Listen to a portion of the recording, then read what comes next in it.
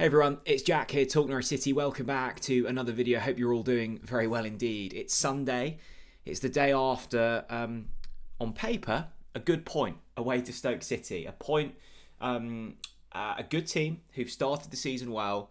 Jovan Makama on the score sheet. But I think if you dig even a tiny bit deeper, and certainly if you look on social media at the moment, you will uncover some truths and some frustration and some anger and some confusion. And I think that's the key thing here. And I really wanted to sit down today. I like these kind of Sunday reflection videos post match on a Saturday, and there's been just under 24 hours of kind of thinking time, and you can see everything a little bit clearer with a little bit more clarity, and yeah, you can observe things. This is a really difficult period for Norwich City. I don't think we can get away from that. And it's felt like we've been in quite a difficult period for the past 4 or 5 years. I think ever since COVID, really. You know, we had that really electric period under Daniel Farke, 2 championship winning campaigns, granted 2 really disappointing Premier League campaigns in there. But there was kind of context and, to wrap around that. But we had those really 2 exciting periods. And even then, it felt like, Norwich were too good for the Championship, but couldn't compete in the Premier League with the kind of budgets and the financial power that we had. And I mean, the Premier League wasn't as kind of contrasting to the Championship then as it is now, but it still felt like you had this big divide. But it did feel like Norwich were in a position where we could just get out of the Championship at will. And I think we maybe took that a little bit for granted, because in the previous decade to that, we had the promotions under Alex Neil and Paul Lambert. And the dynamic of the football leagues have shifted a little bit since then, but also the context at Norwich City has shifted a little bit since then. And particularly since that last relegation from the Premier League, and we've had Dean Smith and David Wagner and Yanis Torp and now Liam Manning, it's felt like we've been kind of soul searching and finding our identity again. And I think that's the really frustrating, confusing part being a Norwich City fan, is like, what are we as a club now? What are our principles? What are we good at? What aren't we so good at? Because I don't think anyone really knows. And I think that's the difficult thing when seasons start poorly. I think like they have this season. I don't think it's been disastrous, but I think it's been, we've been slow out of the traps and there's been little to kind of cling on to. And actually, if you look, the away form has been excellent on paper. The home form has been disastrous. But all in all, we kind of sit mid-table and we're kind of bumbling along. And granted, we're only kind of 3 points off of the relegation zone. We're closer to the relegation zone than we are kind of, the top at the moment. But we're still so early on. But already there are cries for kind of Manning out, Napper out, what do we do? And I actually hear those arguments, I do. But how have we got to the position where it was so upbeat in the summer? And let me actually flick on now, like our transfer business, because it doesn't feel that long ago that I was sat here just as the season was about to begin, and we were looking at the transfer business that Norwich kind of carried out, and we're going, oh my goodness, this is brilliant. Jacob Wright, Kovacevic, Medic, Darling, the list goes on. It was like, okay, we're building a squad here, and we had Liam Manning, local boy, passionate, culture driven, had just taken Bristol City into the playoffs. And I sit here at the end of September and I'm seeing people going, I want Manning out, it's time for a change, I don't think Napper's up for it. And as I say, there is reason behind those arguments. Norwich don't have an identity. The signings of Diallo and Chris Gordon, I know injuries, but like Sienats, Forsen Amankwa, Mate Jurisic, like signings made under Napper's regime haven't hit the ground running, haven't worked. And frustration grows and patience thins. And Manning is kind of somewhat unfortunate because he's inherited a fan base that, has been let down by Dean Smith, has been let down by David Wagner, has been let down by Johannes Hoftorp, has been let down by previous ownership groups, has been let down by previous sporting directors. And like Manning has to almost heal that trauma in ultra fast speed.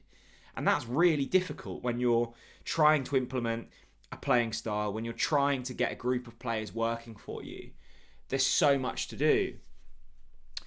And I guess this comes back to the point of like, what do we want as Norwich City fans? Like, other than, obviously we want attractive football and we want promotion and all of those things. But like, what are we, right? Because under David Wagner, we played free-flowing football. We were too easy to beat. But we scored lots of goals and we won at home quite often. We were poor away, but we won our home matches and we kind of, got into the playoffs. That wasn't deemed good enough. And by myself, like, I didn't like that David Wagner era by the end of it. So then we brought in Johannes Hoftorp. And again, we played some great football. I don't think he was quite supported well enough in terms of transfer business and also backroom support. But there was a clear playing style, certainly at home. Again, away we struggled. And we kind of bumbled our way to mid-table. But we were told that there was a project. And then Johannes Hoftorp was sacked before the end of the season. So we had another thing there. And then we got in Liam Manning. And Liam Manning's had, nearly 10 games of competitive football if you include cup games.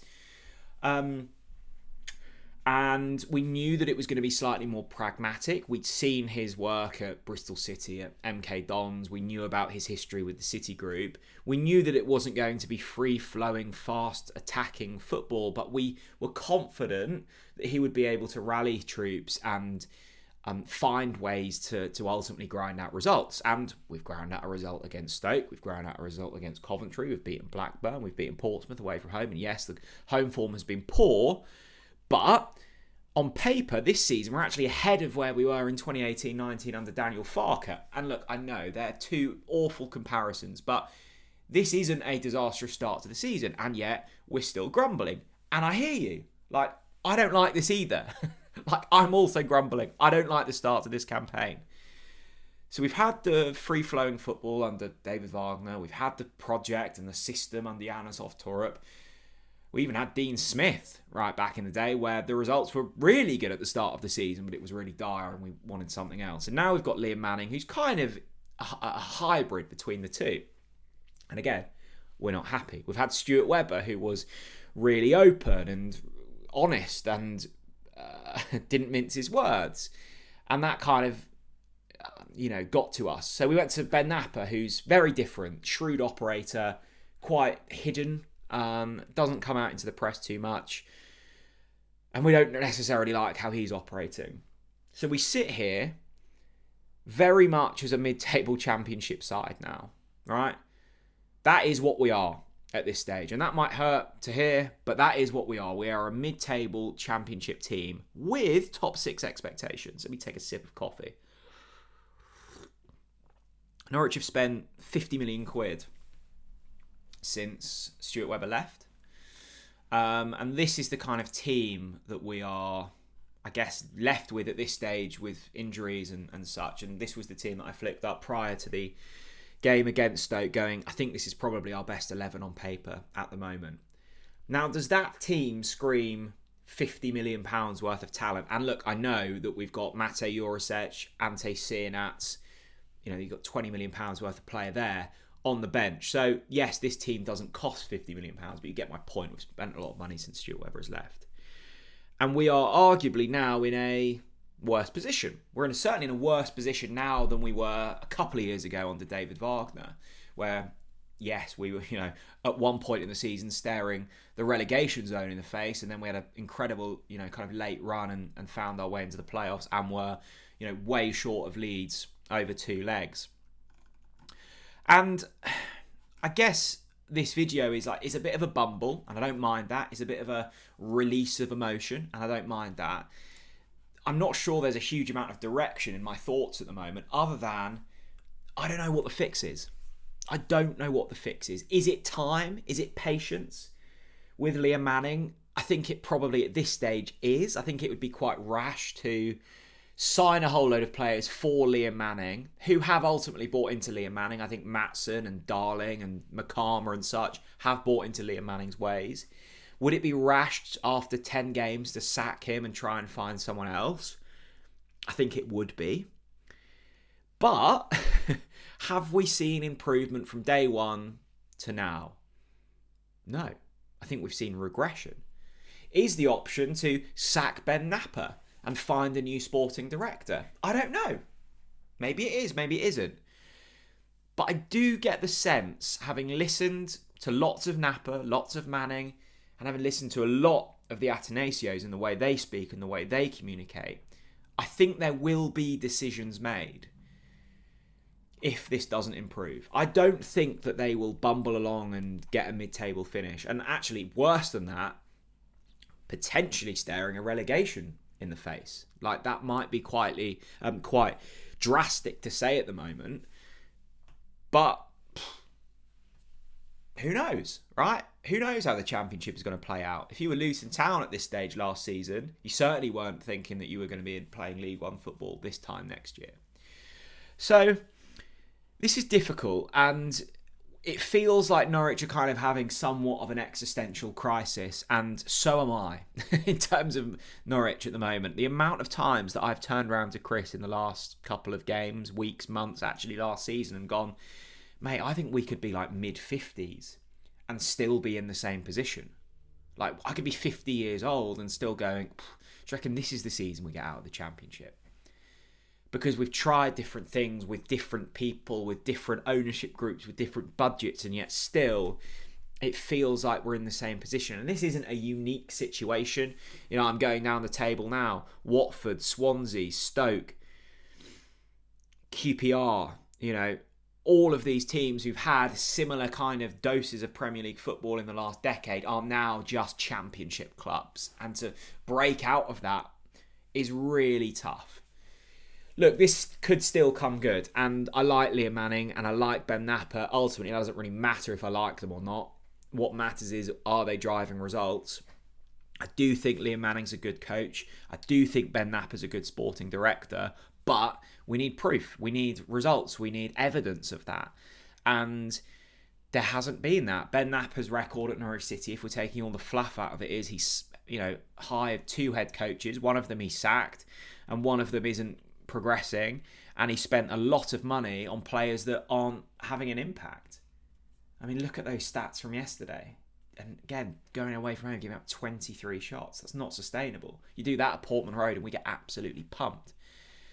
And I think that, you know, opinions can change quickly. You know, if we beat West Brom in midweek and beat Ipswich at the weekend, unlikely but possible, we're certainly not sitting here in the international break going, is Liam Manning the right man? Of course he's then suddenly the right man. So opinions can change quickly, but Norwich City we do desperately need to see improvement on the pitch, particularly at Carrow Road. One of, if not the most expensive season ticket in the league, and since COVID have been served up dross pretty regularly. I mean, Norwich have won, 1 in 10 at home, if you go back to last season as well, and that was against an already relegated Cardiff side. We're in a difficult period. I don't know what the answer is. At this stage, I don't think the answer is sacking Manning, and I don't think the answer is, you know, shifting away from Napper. But I'm certainly not saying that that isn't going through the minds of some people at the club at the moment, because it might be.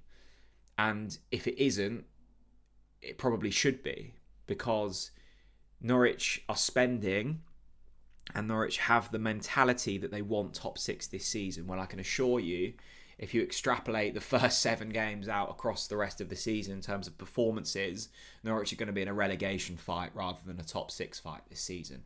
And that cannot happen. I'd love to hear your thoughts. Post, Stoke, if you were there, what did you think? You know, I don't actually think that this is a purely social media perspective as well, because I speak to people in the streets and at games and, you know, in the pub or whatever who are Norwich fans, and there is concern. Like, maybe it's not as tribal as what we see on social media, but there is concern. And I think the anxiety of an East Anglian derby looming is kind of heightening that at the moment. So maybe, you know, this time next week we're going to be playing them, but this time in 10 days, when we've got the derby out of the way, we might be able to see the ball a little bit bigger and see what is actually going on. So they're my thoughts. And I'd love to hear your thoughts. Is it head coach? Is it players? Is it sporting director? Is it ownership? Let me know down in the comment section below. Thanks very much for watching. Have a lovely rest of your Sunday. And I'll see you all again very soon. Bye-bye.